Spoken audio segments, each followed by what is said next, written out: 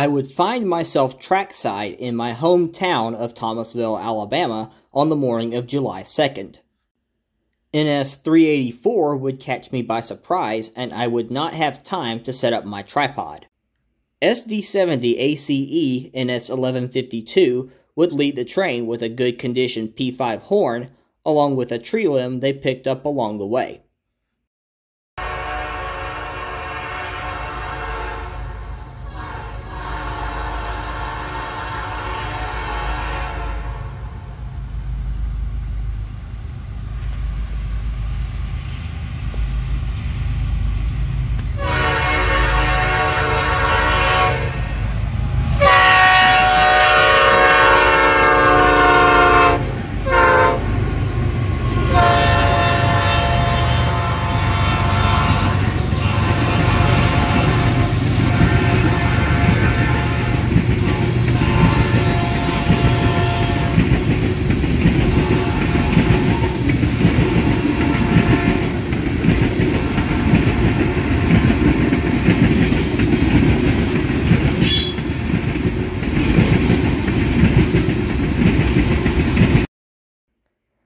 I would meet up with some friends and we would beat the train to Safford, Alabama, with just enough time to get set up for it.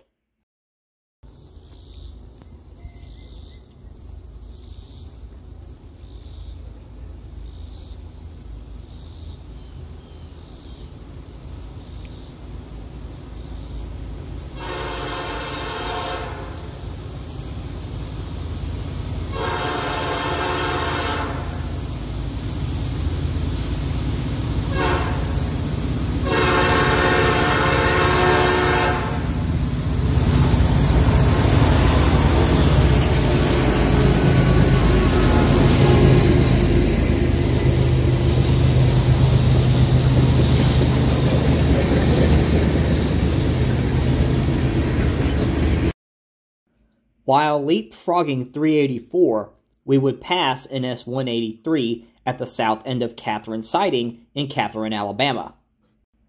183 works the NS AGR interchange in Kimbrough, Alabama, so this gave us some time to check the AGR yard in Magnolia, Alabama to see if there was anything running.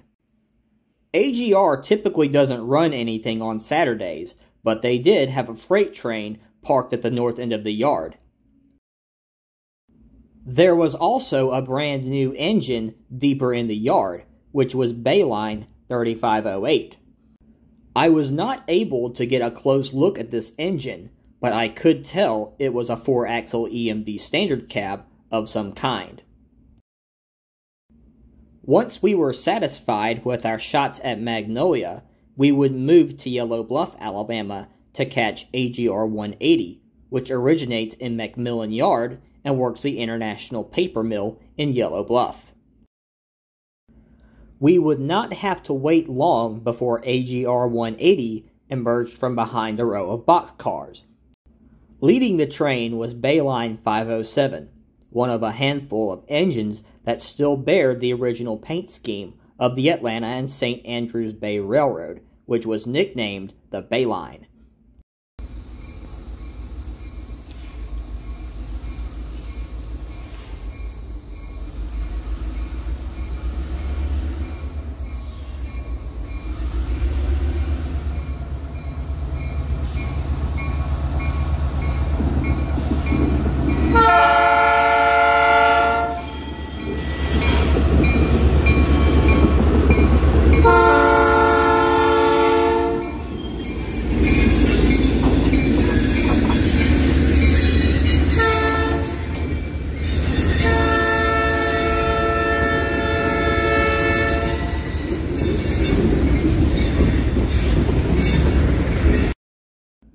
Right after catching AGR 180 north, we heard NS 183 getting clearance to leave Kimbrough. We would arrive in Pine Hill, Alabama to wait on 183 to show up.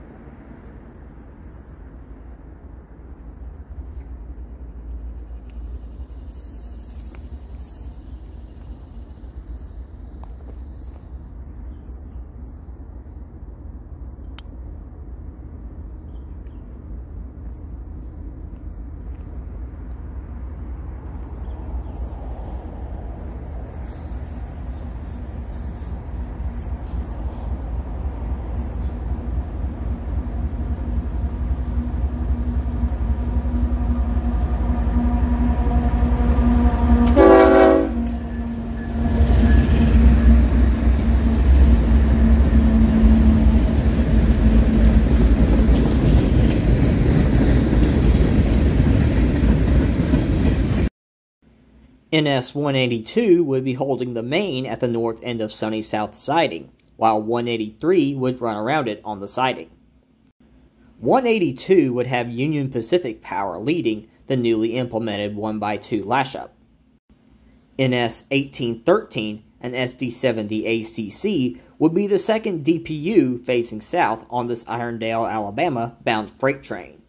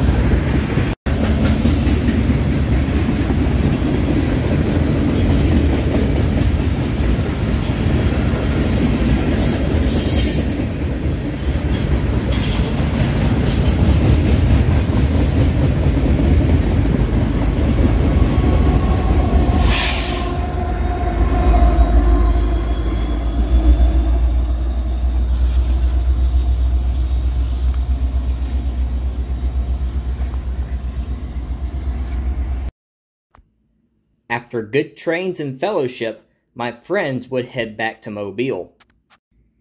The next time I would be trackside would be on the morning of July the 4th in Catherine, Alabama.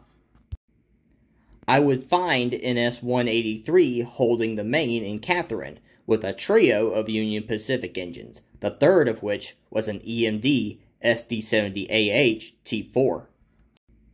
The trio of engines, all bearing the American flag, made it a very appropriate lash-up for Independence Day. Not long after I got set up, NS-182 would take the siding with SD-70 ACE NS-1003 leading the train. A pair of NSGEs, -9 NS-9813 and AC-44C6M NS-4239 would be the rear DPUs on this train.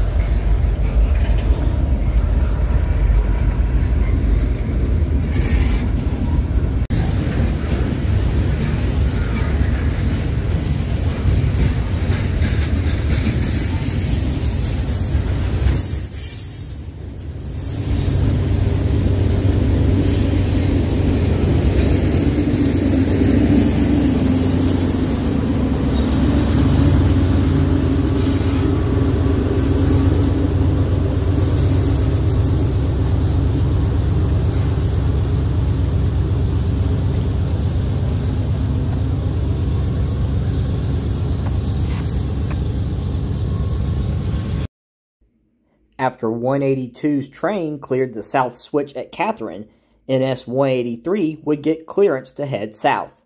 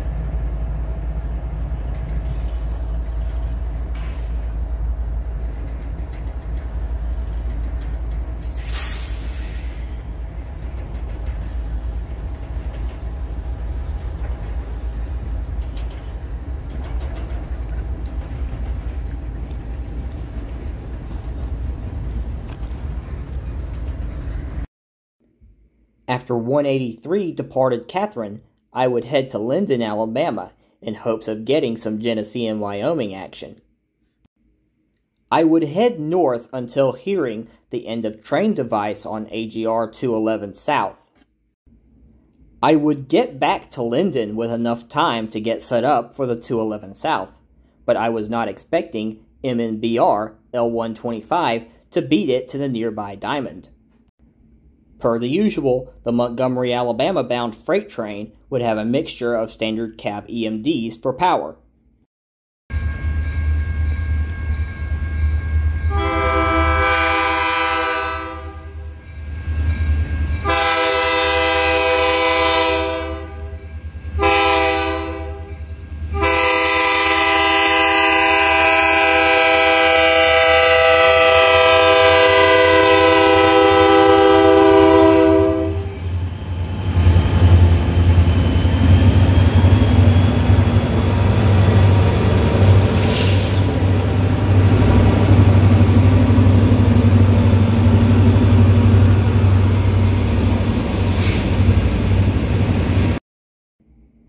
After Meridian and Bigby L125 cleared Linden, AGR 211 South would be the next train.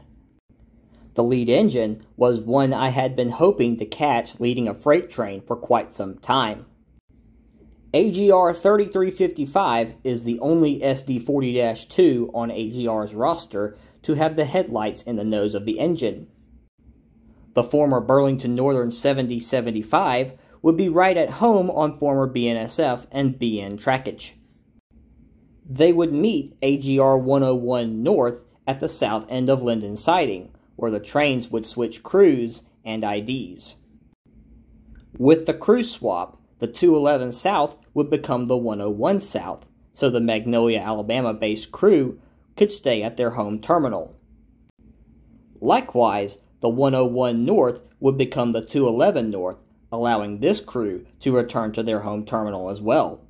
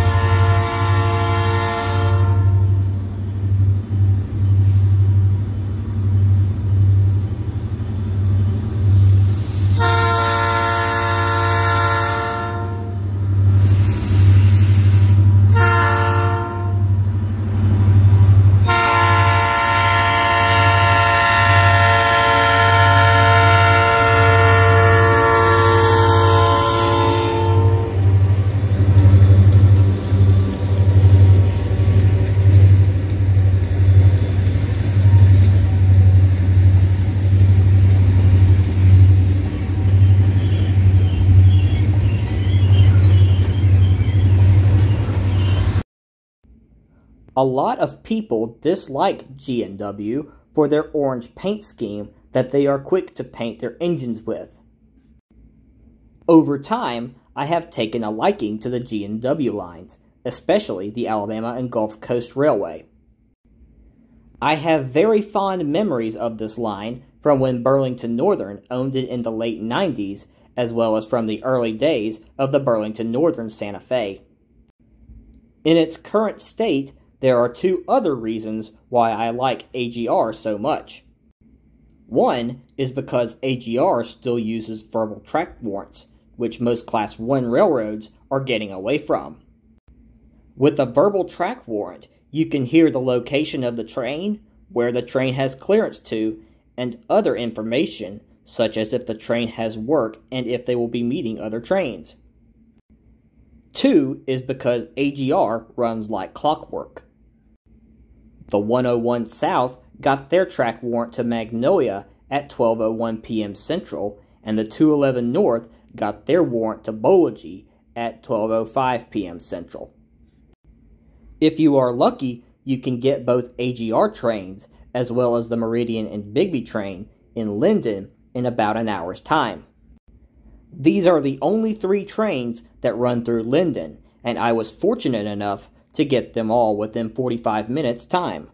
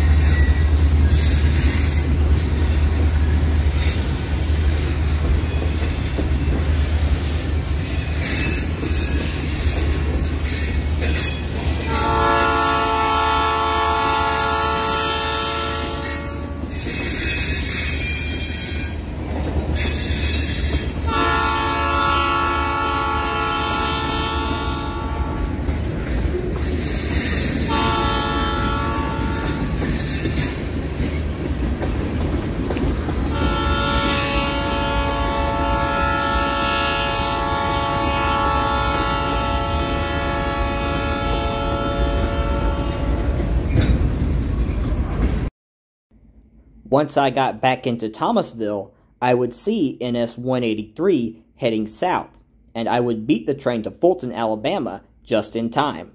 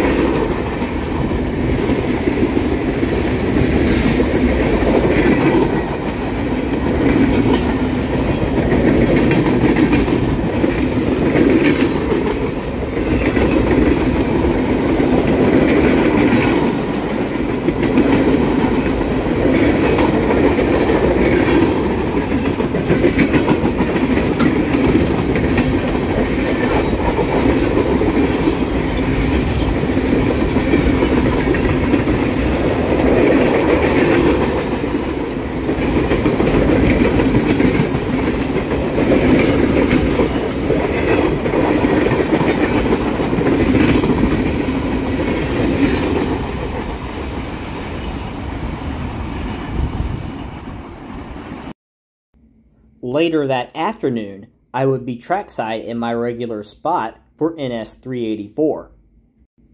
Once again, 384 would catch me by surprise, but this time it would do so in more ways than one. Leading the train long hood forward was NS 1800, the first SD-70 ACC rebuild for Norfolk Southern that also bears a yellow bonnet paint scheme. Trailing behind NS 1800 would be two more Union Pacific engines bearing the American flag. Behind the power would be a high-and-wide generator. If this would have been my last train of the weekend, I would have been happy. But as it turns out, the long weekend was not over yet.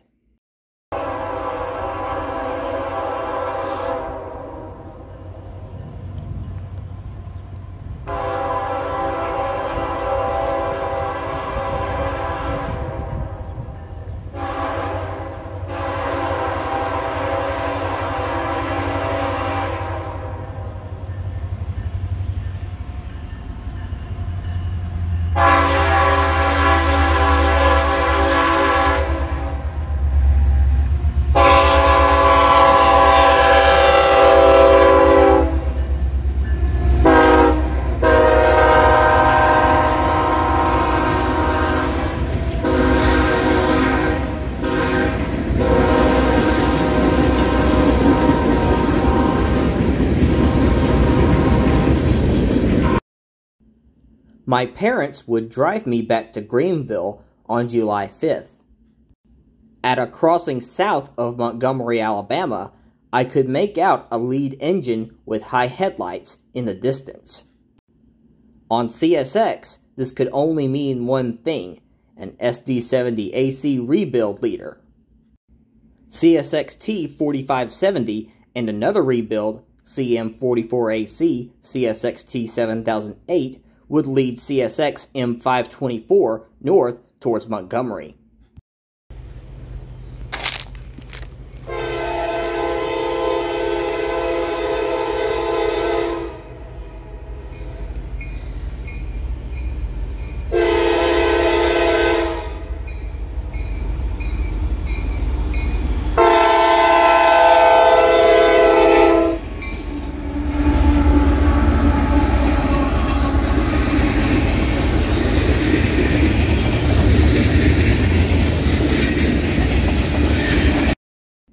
Just outside of Atlanta, Georgia, I would get news that UP 1111, Union Pacific's Employee Appreciation Unit, was the mid-DPU on an NS 368 that was stopped in McDonough, Georgia.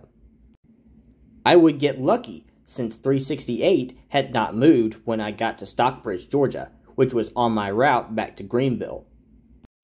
While 368 was getting ready to head north, NS 226 with all NS power would take the siding in Stockbridge.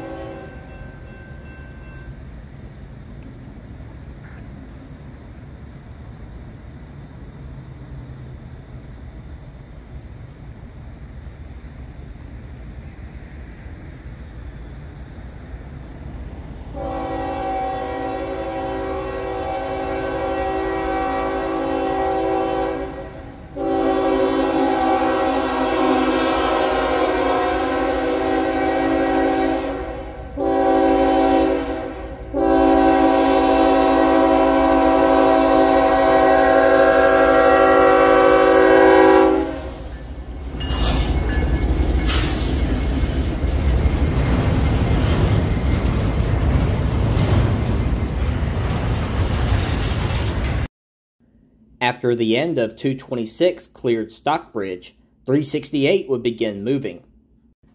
A variety of engines were up front, and UP 1111 was mid-train. This would be the last train I would get on the July 4th weekend of 2022. So with that said, I hope you enjoyed the video. If you haven't already, please like this video, subscribe to this channel, and hit the notification bell for more content like this. I am close to 400 subscribers, so I would really appreciate you subscribing to my channel. Thank you for watching. Till next time.